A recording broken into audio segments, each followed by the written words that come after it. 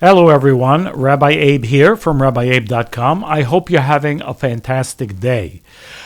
I'm going to speak in this video about losses and how we can not only prevent but more reverse losses. So this can be losses of money, there can be loss of relationship. Now, what do I mean recovering losses? It means it should come back more, stronger. If it's a relationship, there should be a better relationship or the most, optimal relationship for you. But, some things happens to us after a loss. And to illustrate this idea, I'll tell you a quick story, okay? So it's a story of a man. He was quite ill, and the doctors told him he needed a surgery. Well, the day came. He's in the operating room, and he overhears the surgeons talking with each other and what he hears them saying is, this man is really gravely ill, and we've seen this illness before, and he has 2 months to live. No more than that. We'll be surprised if he goes even any further than 2 months. Well, the surgery takes place, he goes home, and he is, he's a changed man. He figures if he only has 2 months to live, he's going to make the most of it. He starts to share with he starts to buy his children gifts before they go to school. He begins to take care of his wife and buy her diamonds and all kinds of, acting so loving and caring, and with his friends, he's very sharing, he's buying lunch, he's doing all these things. Well, 2 weeks go by, and, he figures he has another month and a half to live. He goes to his follow-up checkup. And the doctors check him out, and they say, surgery was a success, and you're in perfect health. So he's shocked. He says, what do you mean I'm in perfect health? I overheard you talking to the other doctor saying that I only had 2 months to live. He says, no, we were talking about the patient that had the surgery before you. We're discussing his case, not yours. So, he realizes this. Now he doesn't know what to do with himself. But before we go on with that story, what happened over here? What happened?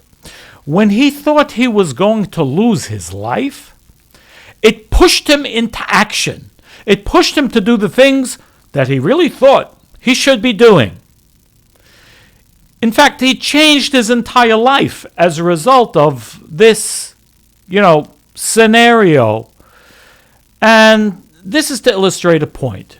You see, this is the way it should be when we feel a loss that actually happens. Now, he didn't actually have a loss. He thought he was going to have a loss. So he began to change his life and act differently and do more of the things. He was motivated to do more of the things that he thought he should do. And he created a completely different type of life. The fact of the matter is, when we lose something, that's not necessarily the case. God forbid we lose a loved one, or we lose a business, or we lose a relationship. There's a difficulty. It's like getting punched in the stomach. And the tendency and the nature is that we lose our steam. We lose motivation. We lose desire. Now, there's a rule in Kabbalah and spiritual teachings. The force of Creator's light can only come to a place where there is a vessel to receive it. A vessel means a yearning, a desire, and a yearning for that light, for that particular fulfillment. Again, what is required in order to receive the light of fulfillment from anything is that we have a yearning. Again, more than a casual desire, a yearning for that. And that means we're willing to spring into action, like the man in the story. We're willing to go for it, go all the way. But when we experience a loss, because we understand there is a balance in the universe. There's a balance of forces.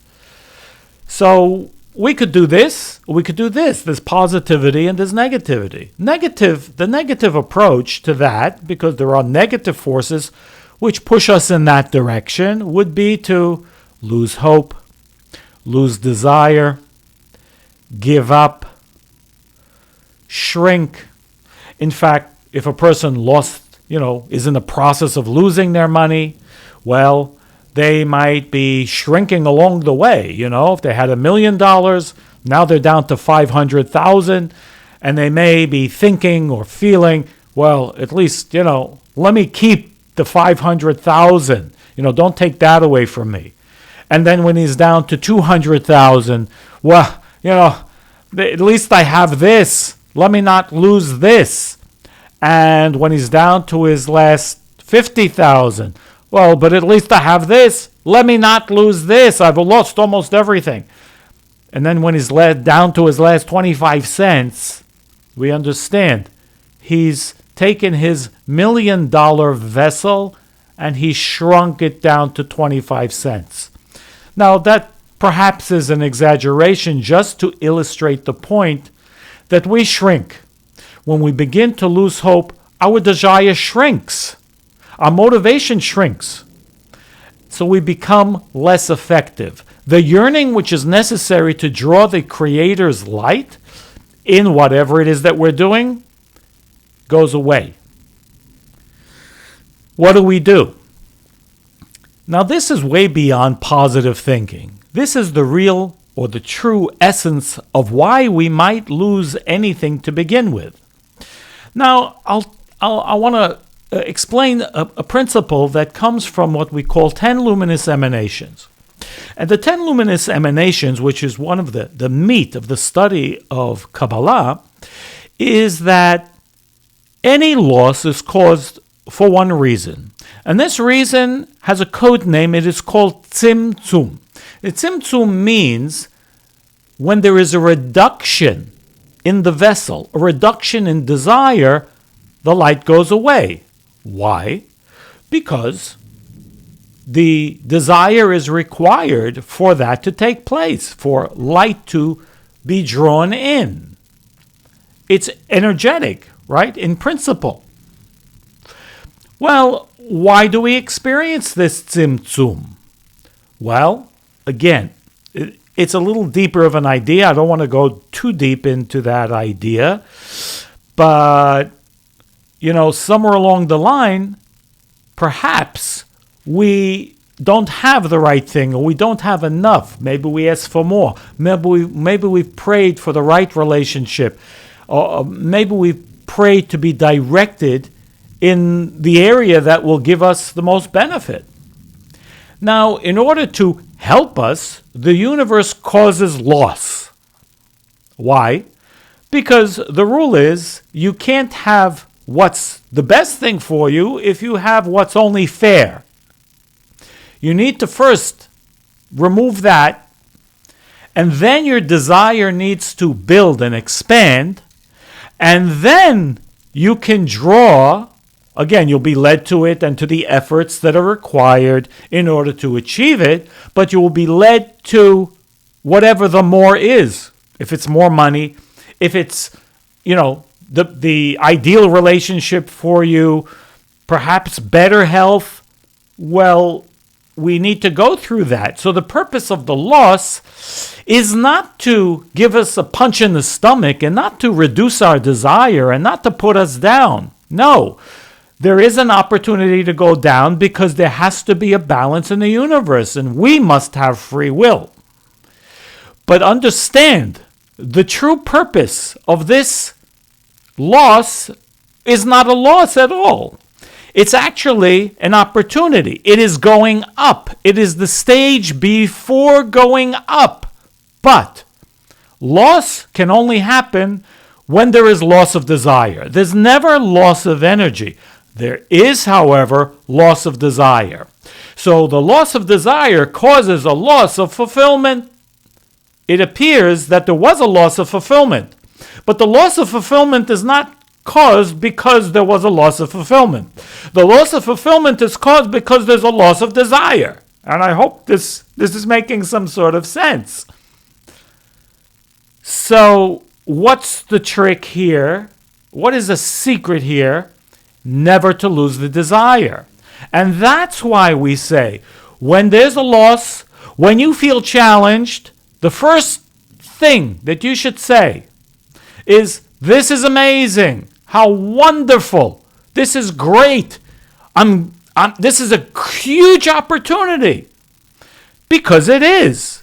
It's going to bring you more. As long as you don't lose consciousness, as long as you don't lose your desire, as long as you don't lose the place for more to come in. Now, I'm not saying that this is easy, because we are constantly being challenged. But even if we respond or we react poorly, the sooner we can, get our head right, the sooner. Even if we said, oh my God, this is terrible. Oh, wait a minute. I heard Abe say, wait, this is not the way to respond. The way to respond, in spite of how it looks, is, this is amazing. And, of course, you need to believe it, that the only reason why I appear to have lost something is only to expand me. It's for the sake of expansion. And so, the work will come to me, the opportunity will come to me, more will come. Absolutely.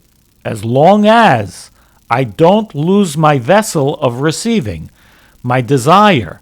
I can't lose desire along the way. If I lose the desire, I shrink. And when we shrink, we get less.